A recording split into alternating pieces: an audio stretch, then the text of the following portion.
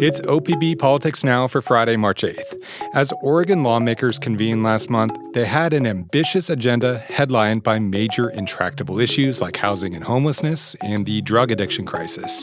It seemed like a heavy lift, but lawmakers found time to pass new limits on campaign contributions and end the short session a few days early. And they did it all while apparently getting along. How'd they do it? What's it all mean for Oregonians? We'll break it down for you. Welcome to the podcast. I'm OPB Politics Editor Andrew Theen. I'm OPB Politics reporter Dirk Vanderhart. I'm OPB Politics reporter Lauren Dake. Dirk, let's start with you. First off, how are you doing? You've been up and down I-5 many times in the past few weeks. How's the Volcano Stadium looking there in Kaiser? Stadium looks good. The wood-burn outlets are doing a brisk business. The trash incinerator north of Salem is unleashing its plumes. The state police are doing a tough but fair job in the speed traps. All in all, I am happy that the frequent early morning drives to the Capitol are over for now. All right, take us back to the halcyon days of early February. What were the expectations for this session? As I said, there were two major issues on the agenda. Were lawmakers bullish that they could find agreement on both?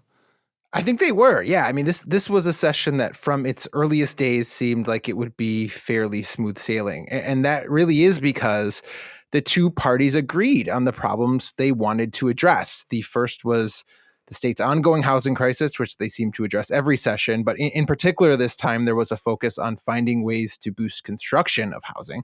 The second was the fentanyl and addiction crisis that has become so alarming lately. Everyone agreed really that the legislature needed to act on that, partly because if lawmakers didn't, a ballot measure and voters likely would. But, as you know, Andrew, agreeing on the problem doesn't guarantee lawmakers would agree on solutions. Right. I think that certainly produced some friction at times. But I have to say, lawmakers were pretty happy with themselves when all was said and done last night. Here's a snippet of House Speaker Dan Rayfield's closing speech. There are few places in this world where a group of 60 individuals can collectively come together and have an impact of this magnitude in just 35 days. The 60 people he's talking about there obviously are the members of the House. That I think, though, was the message from virtually every legislative leader we heard from. This was seen and is being seen as a very consequential and successful session. You mentioned the fentanyl crisis. It's really dominated the civic discourse for months. Governor Tina Kotek had a task force, not with 60 people, but with close to that on it, where they talked about the central city in Portland and the issues there. Public drug use was a big piece of that. So you've heard lots of discussion on this topic, Dirk, for months. But what did you make of what lawmakers had to say when they came to the floor to ultimately vote? Yeah, I mean, for me, this was the most interesting and notable decision of the session. We've talked before on the podcast, you're right, about the debate lawmakers were having over how to change Oregon drug laws to address overdoses and public use, but also, with an eye toward connecting people with treatment. They did wind up passing House Bill 4002, which they hope will do those things. But to your question, the debate around this issue was just some of the most personal I think I've seen in Salem. Addiction has become this ever larger problem, obviously, all around the state.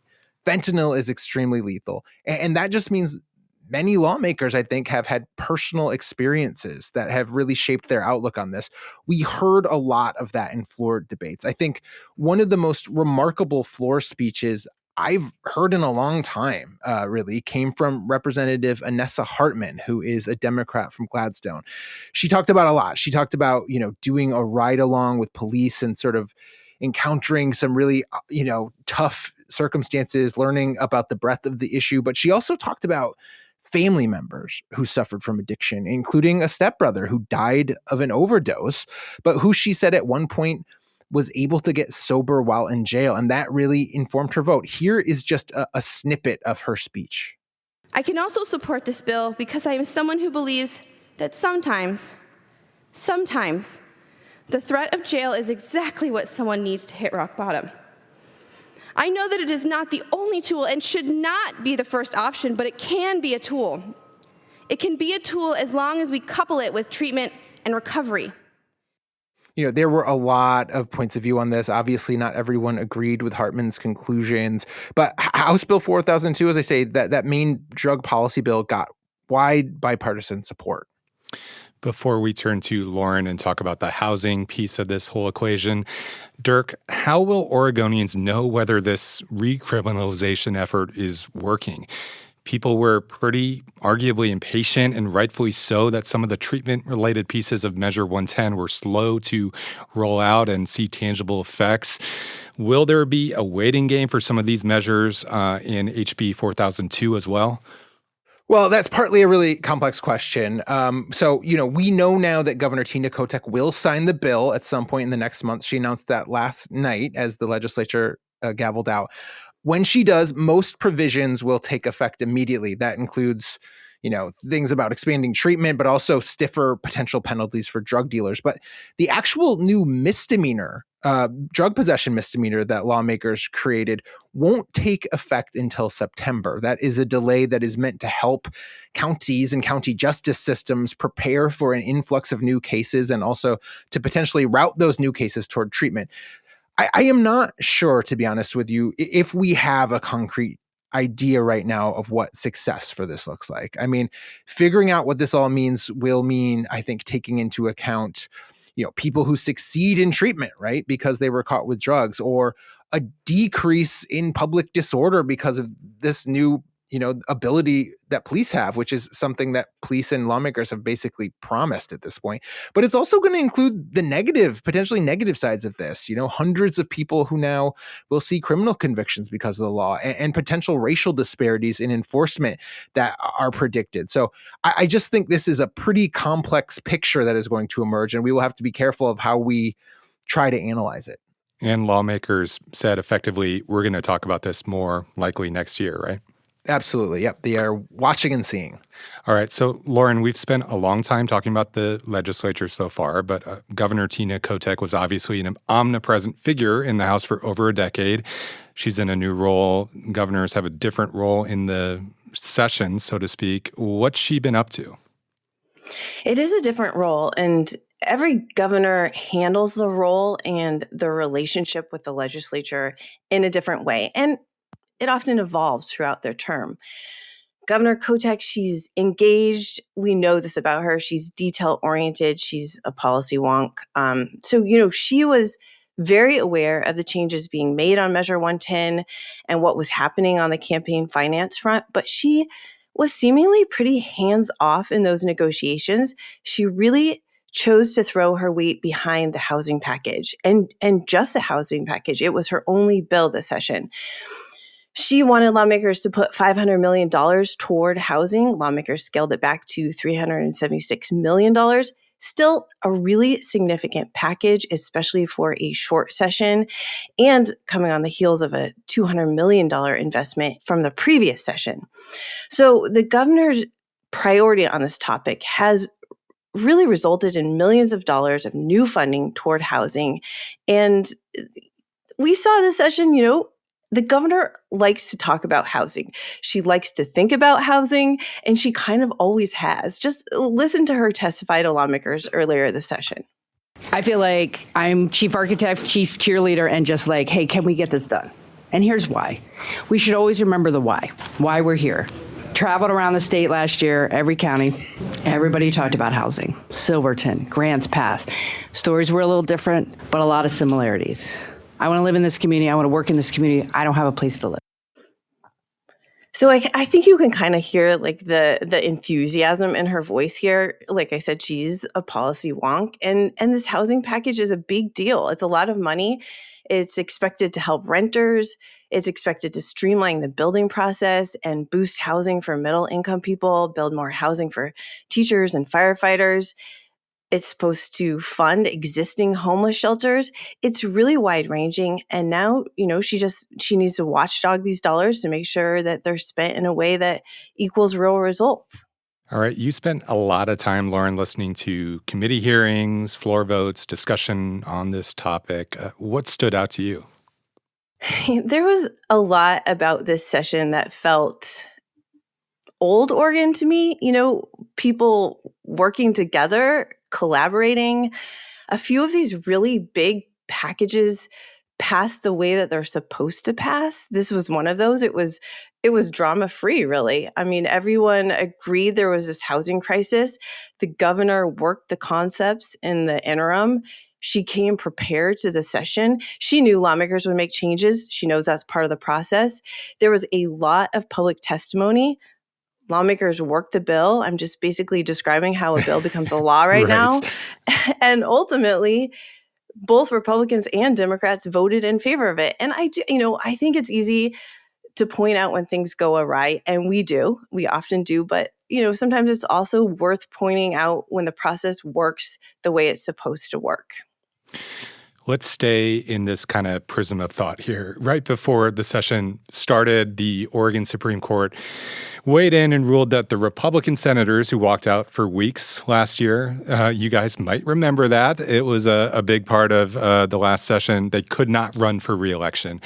There was a question of whether those lawmakers would feel like they had nothing to lose in the short session.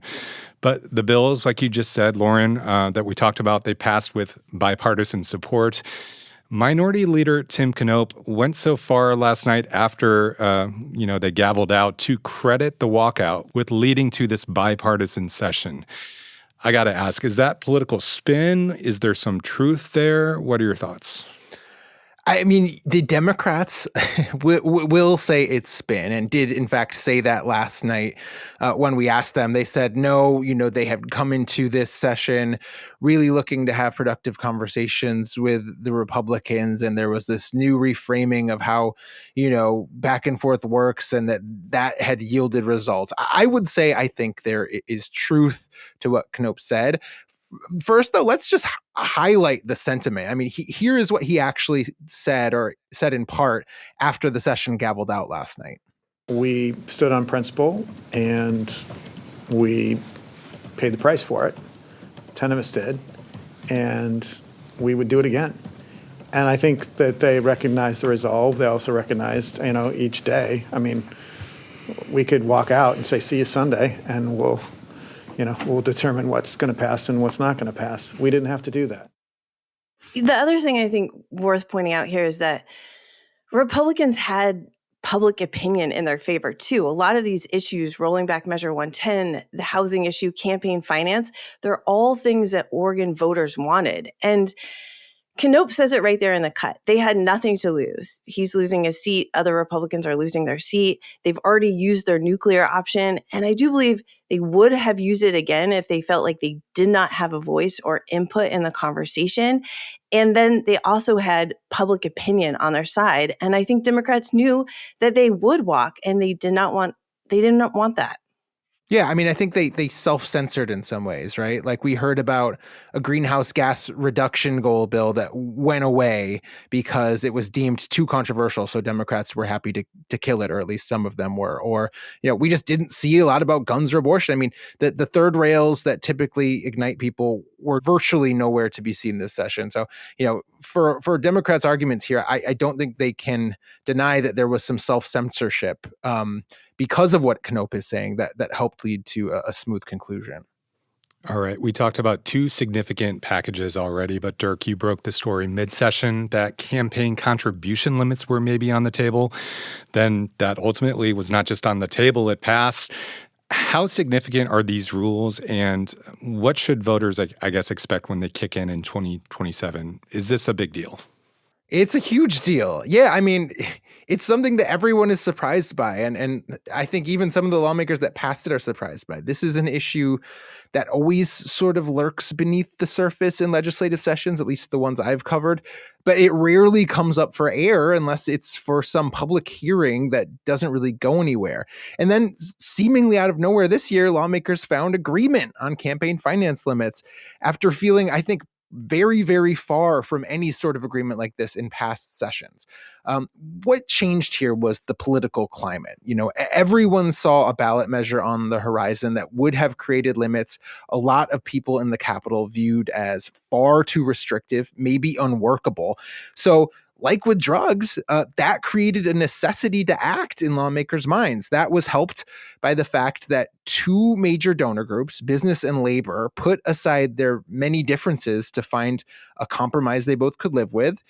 Business has a lot of Republican allies, labor has a lot of Democratic allies. And so the fact that they could agree on a proposal, I think, gave lawmakers some comfort. But to your question, I mean, the outcome here is very surprising.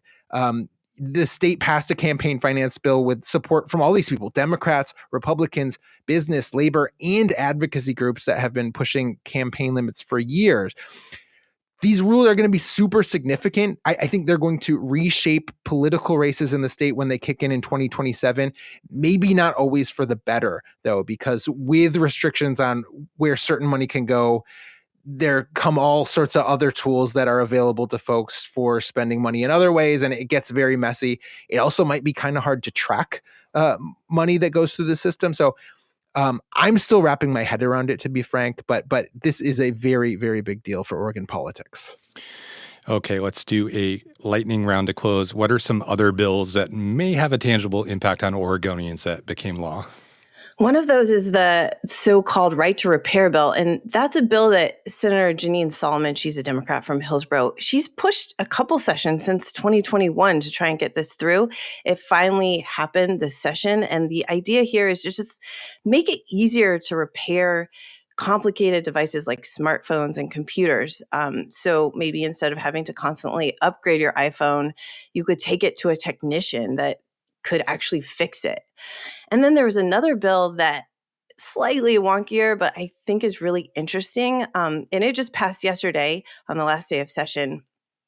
It basically blocks the citizens of this small town of North Plains, which is outside of Portland, from voting on the urban growth boundary expansion. So basically, this small city plans to more than double in size, and people who are worried about preserving farmland basically tried to block it by putting it on the May ballot.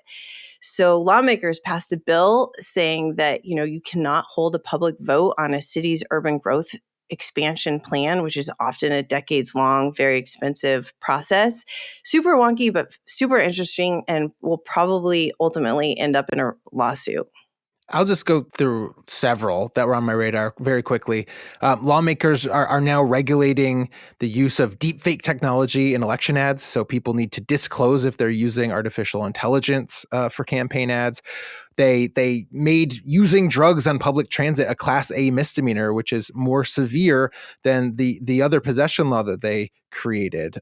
They passed a law that allows cities to place residential treatment facilities more easily within their boundaries. They created a law that makes it easier to save more money in rainy day funds. I always feel like in these end of session wrap-ups that we do a disservice to all the laws that were passed. I mean, we're always going to be missing some notable ones, but those are just several that have been on my radar. Okay, what didn't lawmakers pass this session that caught your eye? I think one of the big ones, and one we heard a lot of lawmakers really sort of mourning at the end of session yesterday, was any sort of proposal that would have created sustainable wildfire funding. Obviously, we as a state, as climate change changes the climate, are having worse wildfires, longer wildfires, more expensive wildfires. And we don't have a system or some sort of resource that we are funding all the many millions of dollars it takes to both fight and try to prevent those. There were a number of proposals on the table this year that would have attempted to create some way to fund those things, but they didn't get support. And so, we are now back to the system where we're sort of piecemealing year to year our wildfire funding. We will also be moving our clocks forward this Sunday, and we'll continue to be moving our clocks forward and backward for the foreseeable future, because a bill that would have put the state on permanent standard time, if Washington and California lawmakers eventually did the same, did not pass. It was really contentious. It narrowly passed the Senate near the end of session. I kind of think that the House just didn't really want to deal with it in the final few days. And so they said that the clock had run out and they killed it. So that's another one that will surely resurface in coming sessions. And I'm sure we will all look forward to this discussion once again. But okay, we've had walkouts, like we talked about, for several sessions prior to this. Were there any other political roadblocks that came up this time? Not really. So we did not see any maneuvering like we tend to in the more contentious sessions, not just walkouts, but, Republicans sometimes force bills to be read out loud, which can drain a lot of time.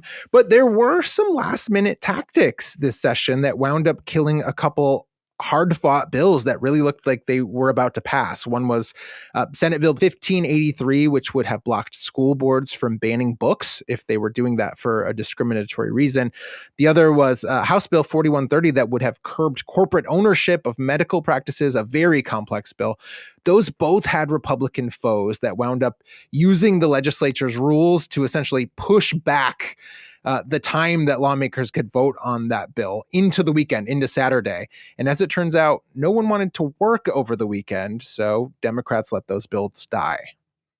What was the scene like last night? This was the last time this specific group of lawmakers will be together. Who's leaving?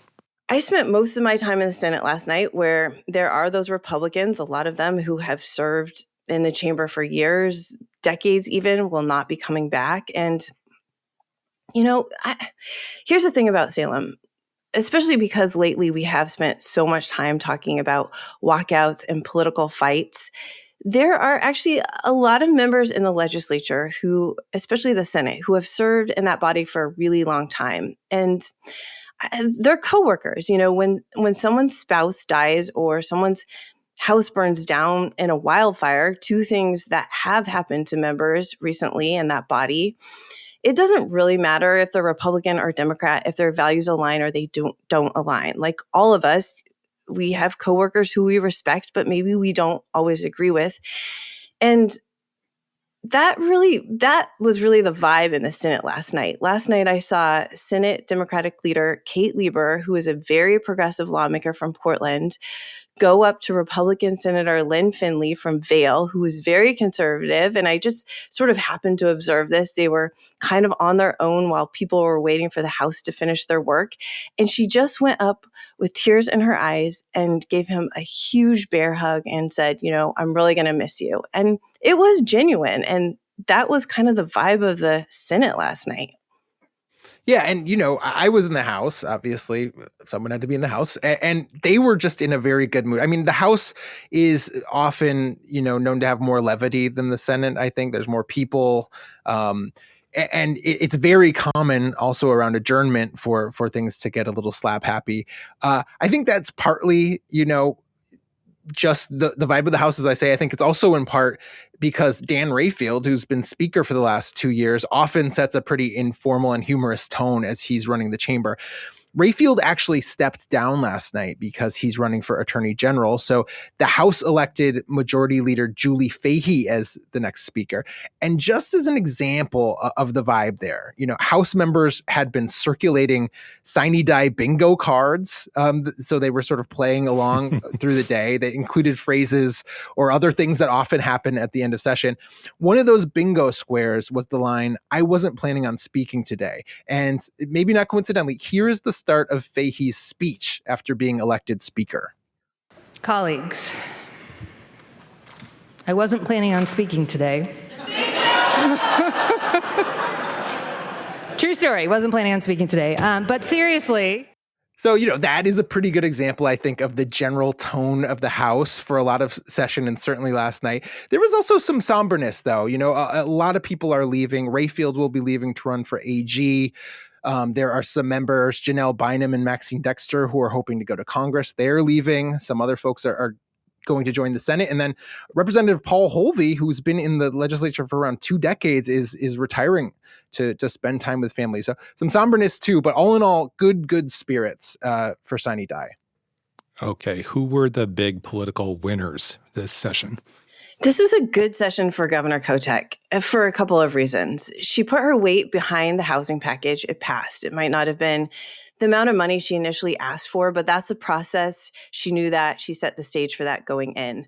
And I think any session where the governor doesn't have to jump in and try to persuade Republicans to come back to the table is a lot easier for her. Instead, she's going to be able to sign bills to put limits on political contributions, roll back Measure 110, spend millions of dollars on housing. Those all look really good for her, even though ultimately the legislature did a lot of work on that. The governor is going to get credit and be able to say that this happened under her leadership. I'm going to say that the ballot measure groups were the big winners of the session. It is not an unheard of tactic, right, for people to float ballot measures in an attempt to pressure lawmakers to act. But I do not think I've ever seen. In fact, I'm sure I've never seen it be so potent, that maneuver, as it was this session. I think there is no question lawmakers would not have passed a drug recriminalization law nearly as strong as what they did without the certainty that something more severe was waiting if they didn't. And in fact, many of them said exactly that. And then there's also just no question in my mind that the legislature would have found other things to do than think about campaign finance if they weren't backed into a corner on that. It is true, obviously, that the laws that were passed were not the exact laws that these ballot measure groups wanted, but they were a good chunk of the way there. And these were huge pieces of the session, as we've been talking about. So I think those ballot measures were some of the big political winners. Okay, looking ahead to 2025, I'm sorry to remind you both that the next session is less than a year away. Will these good vibes be fresh, or will the thrill be gone? I think the good vibes are going to be in part around. I mean, the House seems to be in a good place, assuming we keep the same leaders. Speaker Fahey and Republican leader Jeff Helfrich worked closely together on campaign finance. They appear to get along well. I think there's a bigger question in the Senate. We think Democrats will still control it in 2025. That means Senate President Rob Wagner is probably still around. We don't know who his counterpart will be as a Republican because Knope is not allowed to run again. So that could have a big impact. And we do know, just to preview a little bit, that lawmakers are really seriously going to take up a transportation package next year, a hugely wonky, major piece of work that is going to be made more complicated because there are huge questions about sustainably funding the Oregon Department of Transportation. So that is going to take a lot of effort. I think I've been around long enough to know that vibes are pretty difficult to predict. But we do know it's going to be a budget year, which also always entails a lot of debate and difficult decisions. I don't think we're done talking about housing. As Dirk mentioned, there's going to be a lot of new players. There's going to be a lot of new senators in the upper chamber, some new leadership. And so I don't know. I would say that what I do know is what I've seen is when people in that building know each other, when they trust each other and they have real relationships, it doesn't always matter what's happening on the federal political stage. But when they don't, and there's a lot of new players and the national politics are really divisive, I think that can also change the political calculus in Salem. So there are a lot of unknowns. Well, let's leave it there for today. Thank you both for your important reporting, and thanks for joining me. Thanks, Andrew. Thank you, Andrew. This week's episode was produced by Anna Griffin, and our audio engineer is Stephen Cray. Our music comes from Audio Network. We'll be back next week with more political news from across the Pacific Northwest. Until then, you can find all of OPB's reporting at opb.org. Thanks for your support, and thanks for listening.